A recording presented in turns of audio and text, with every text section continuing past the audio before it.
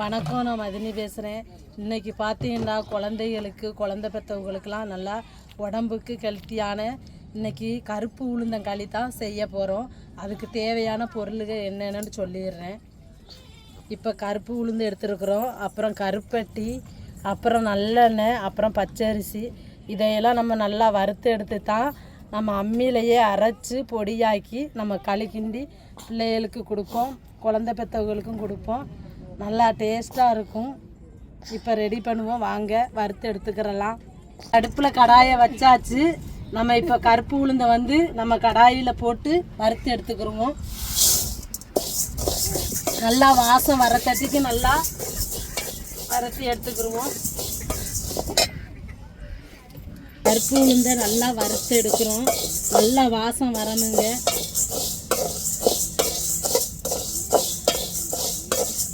வந்தாச்சு, வறுத்து எடுத்தாச்சு. இப்போ நம்ம பச்சரிசி அடுத்தது வறுத்து எடுத்துக்கிடுவோம். எல்லா உளுந்தையும் வறுத்து எடுத்தாச்சு. அப்படியே ஆற விட்டுக்குருவோம். நம்ம அம்மியில் கொஞ்சம் கொஞ்சமாக அப்படியே முணுக்கி எடுத்துருவோம். இப்போ பச்சரிசியை வறுத்து எடுத்துக்கிடுவோம். உளுந்து வறுத்ததுமே வாசத்துக்கு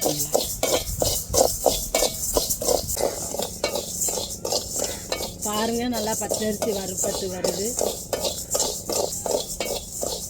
பாருங்க. அரிசி வந்து நல்லா வறுப்பட்டு நிறம் மாதிரி வந்துருச்சு. இந்த நேரத்துக்கு வரும்போதே நம்ம ஒரு பாத்திரத்தில் தட்டிடுவோம்.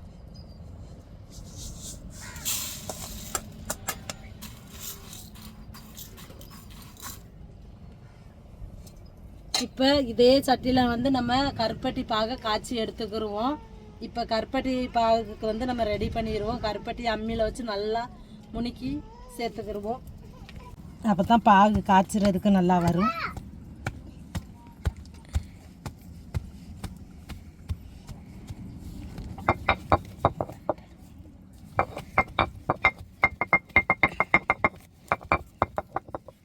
இப்படி நம்ம அம்மியில் வச்சு இடித்து எடுத்தோம்னா கருப்பட்டி பாகு காய்ச்ச கொஞ்சம் ஈஸியாக இருக்குங்க. இப்படி ஒவ்வொரு கருப்பட்டியுமே நம்ம இடித்து எடுத்துக்கிடுவோம் அம்மியிலேயே. இப்போ நான் தண்ணி கொஞ்சம் ஊற்றிருக்கேன், 1 லோட்டா தண்ணி. இப்போ நம்ம கருப்பட்டியை நல்லா காய்ச்சி எடுத்துருவோம்.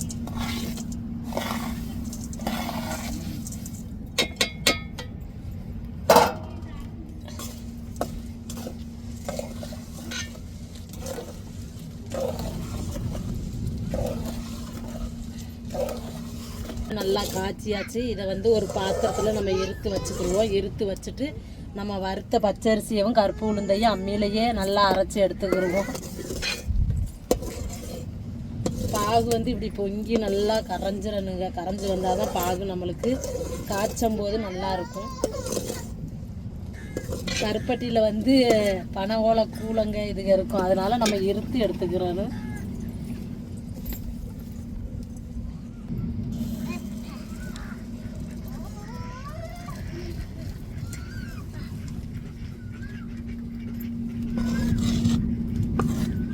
பச்சரிசியாக அம்மியிலையே அப்படியே பையா நுணுக்கி எடுத்துக்கிடுவோம். கொஞ்சம் கொஞ்சம் அரிசியாக வச்சு அப்படியே அரைச்சி எடுத்துக்கிடுவோம்.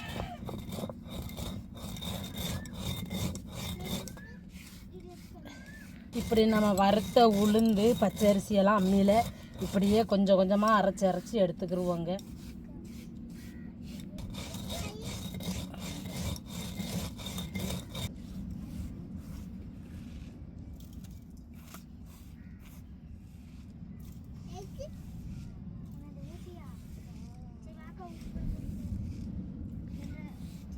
பச்சரிசியை அரைச்சிக்கிட்டாச்சு. நம்ம இப்போ உளுந்து அம்மியில் வச்சு அப்படி மெதுவாக அரைச்சி எடுத்துக்கிடுவோம்.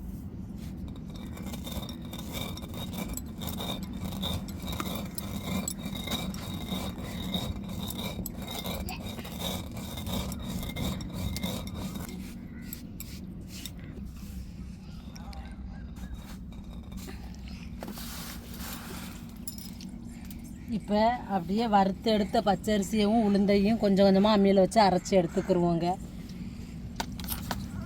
பச்சரிசியும் வறுத்த பச்சரிசியவும் கருப்பு உளுந்தையும் நல்லா அரைச்சி எடுத்துக்கிட்டாச்சு. இப்போ தண்ணியை ஊற்றி நம்ம நல்லா கொஞ்சம் நல்லா இது மாவு திரளாமல் கிண்டி விட்டுக்கிடுவோம். இப்போ வெந்நி அடுப்பில் மண்சட்டியில் வச்சுருக்கிறேன். வெந்நி சூடேறட்டும்.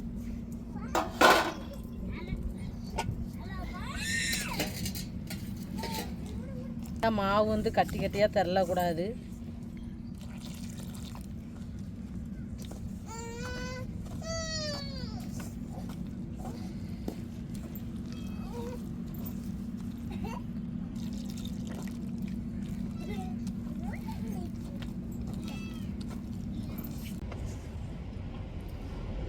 இப்போ வெந்நி சூடேறிட்டு நம்ம இப்போ கரைச்சி வச்சுருக்கிற மாவை அப்படியே கொஞ்சம் கொஞ்சமாக ஊற்றி திரளாமல் அப்படியே கிண்டிக்கிட்டே இருக்கணும்.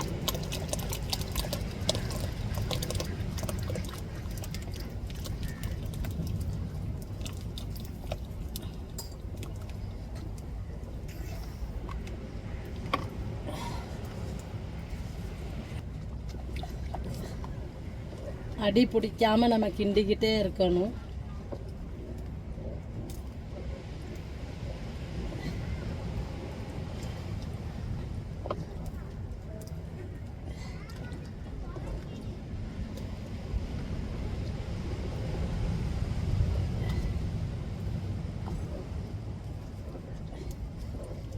பாருங்க, மாவு வந்து அடி பிடிக்காமல் நம்ம கிண்டணும். நல்லா கட்டியாக வரச்சில் நம்ம காய்ச்சி வச்சிருக்கிற கருப்பட்டி பாலை இதோட சேர்த்துடணும். மாவு நல்லா வெந்து வந்துருச்சு பாருங்க.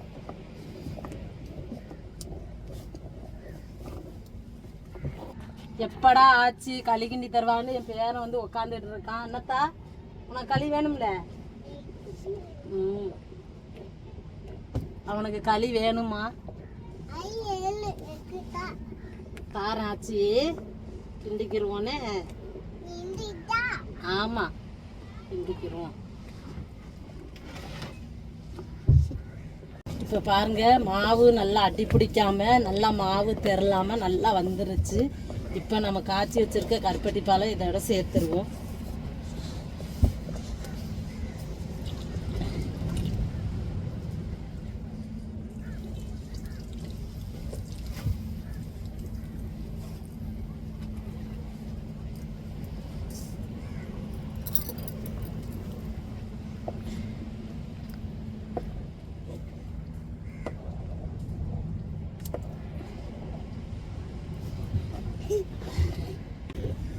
நம்ம கருப்பட்டி பாகு சேர்த்தாச்சு. நல்லா மாவோட நல்லா கிளறி விட்டுறணும். கிளறி விட்டுட்டு நல்லா கட்டியாக வரைய நம்ம நல்லெண்ணெய் சேர்த்துக்கிடுவோம். ஆனால் அடி பிடிக்காமல் நம்ம கிண்டிக்கிட்டே இருக்கணுங்க, இல்லாட்டா அடி பிடிச்சிரும். மாவும் திரளையாக வந்துடும். பாருங்கள், நல்லா திரளையாக வராமல் நல்லா வந்திருக்கு மாவு. இன்னும் கட்டி ஆகட்டும்.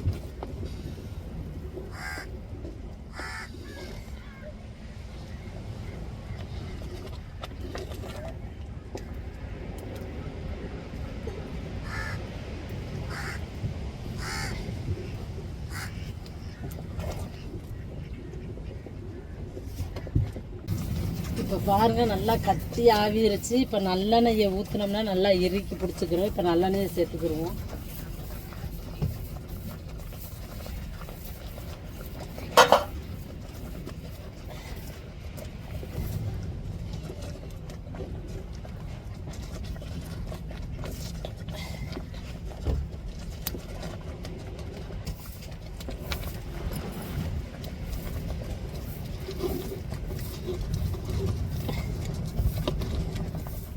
அடுப்பில் கிண்டிக்கிட்டே இருக்கேன். என் பேரன் கிண்ணத்தை எடுத்துகிட்டு வந்து களி கேட்குறான்.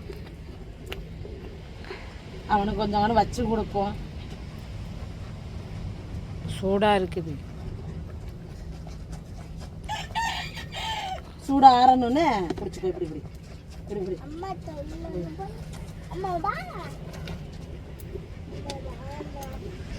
பாருங்க, நல்லா களி கட்டியாக விரித்து அப்படியே இறக்கி வைப்போம். இறக்கி வச்சு சூடாரையும் அப்படியே பிள்ளைகளுக்கு எடுத்து வச்சுட்டு நம்மளும் சாப்பிட்டுட்டு எப்படி இருக்குன்னு சொல்லிடுறோம். உளுந்தங்களி இதில் நல்லெண்ணெய் கூட நீங்கள் ஊற்றி குழந்தை பெற்றவங்களுக்கோ சின்ன பிள்ளைகளுக்கோ கொடுக்கலாம்.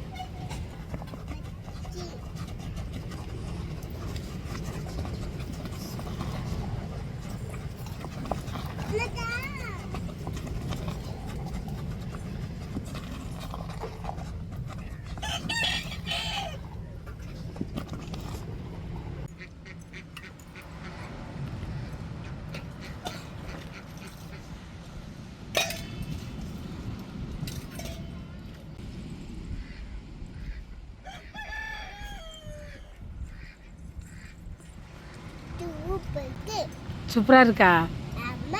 அதே நீ சூப்பராக இருக்குன்னு சொல்லிட்டான் பாருங்க. என் பேரனே சொல்லிட்டான் சூப்பராக இருக்குதான்.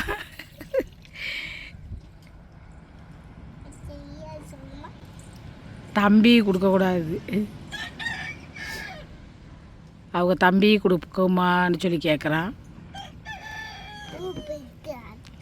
சூப்பராக இருக்காச்சு. சரி, சாப்பிட்டுட்டு வாங்கிக்கோனே. இதுதான் நல்ல சத்தானது.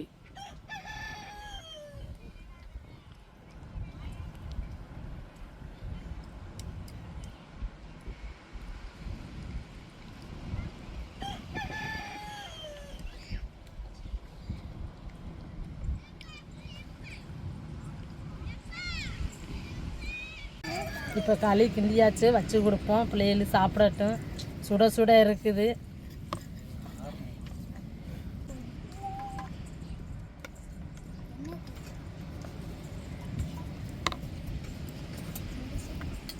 தாத்தா அப்படியே உட்காந்து. எங்கள் அத்தை எனக்கு உளுந்தங்களிக்கு கிண்டி கொடுத்துருக்காங்க. ரொம்ப டேஸ்ட்டாக இருக்குது. இதே மாதிரி உங்கள் குழந்தைகளுக்கும் கிண்டி கொடுங்க.